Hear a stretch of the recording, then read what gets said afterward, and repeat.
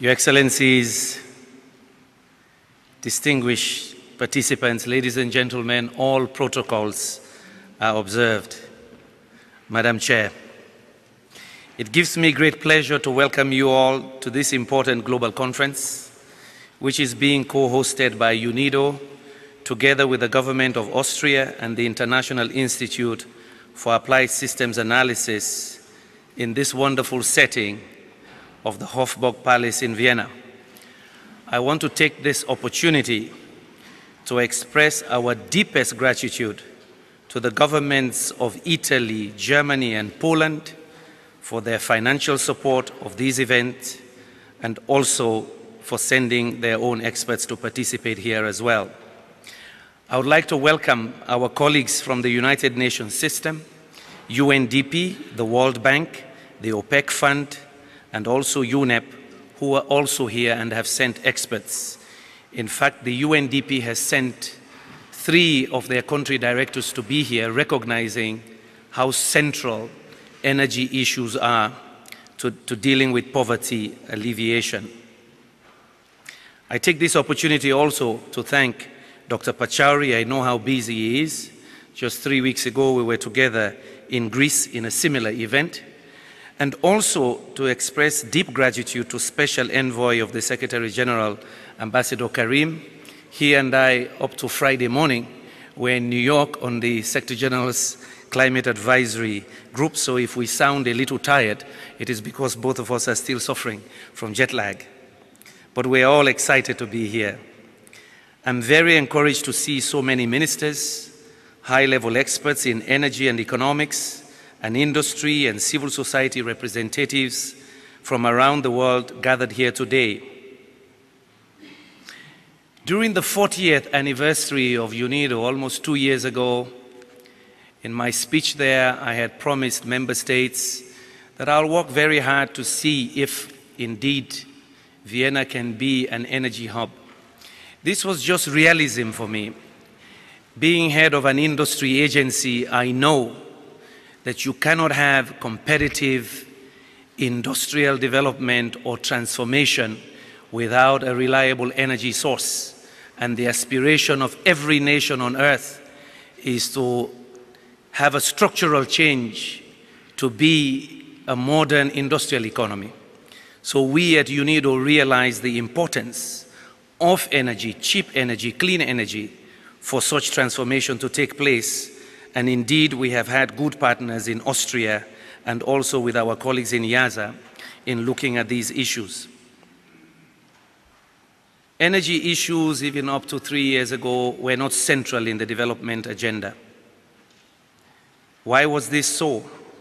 Maybe we fooled ourselves into thinking there was no urgent need to address energy issues.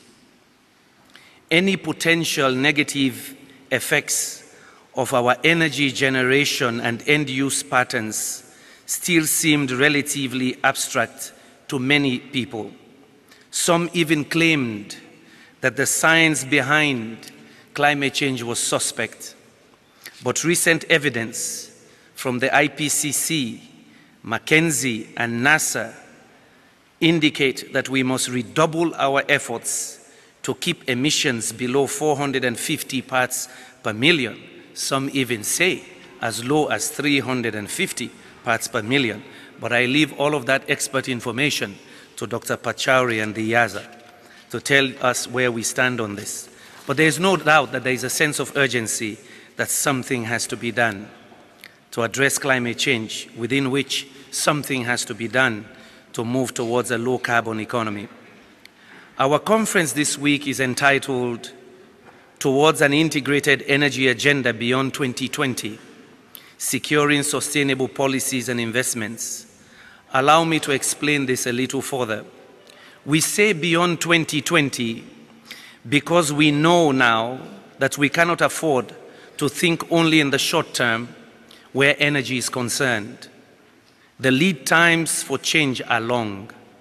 The strategies we adopt now will have repercussions reaching far into the future. We talk about an integrated approach, not only in terms of finding the right mix for our energy needs, but also to underline energy's interrelationship with virtually all the global challenges we face today, as well as the need for partnerships to put a new energy agenda to work.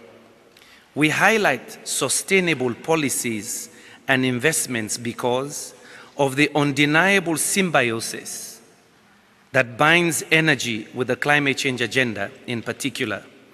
I firmly believe that they are two sides of the same coin. Excellencies, ladies and gentlemen, with your indulgence, I would like to focus now on 4 issues which, for me, go to the heart of the energy debate and which I would urge you to keep in mind over the course of your discussions and deliberations during the week. First of these is the key role of energy for development. Let me give you some examples. About 2 billion people still rely on traditional biomass for heating and cooking, and the resulting indoor air pollution is responsible for 1.6 million deaths per year in the developing world. According to the World Health Organization, this puts biomass use just a little behind malnutrition and lack of access to sanitation as a cause of death. In addition, more than 1.6 billion people have no access to electricity.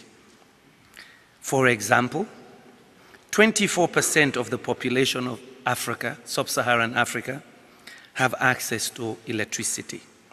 54% in South Asia, 90% in East Asia, Middle East, and Latin America. But let's take sub-Saharan Africa for a minute. The total electricity power generation capacity is 66 gigawatts. If we exclude South Africa, it is just 28 gigawatts for 45 countries with almost 600 million people. This is less than half of the power generated in Italy and about as much as generated in Poland. That's the amount of power generation in 45 of the poorest countries in the world with 600 million people.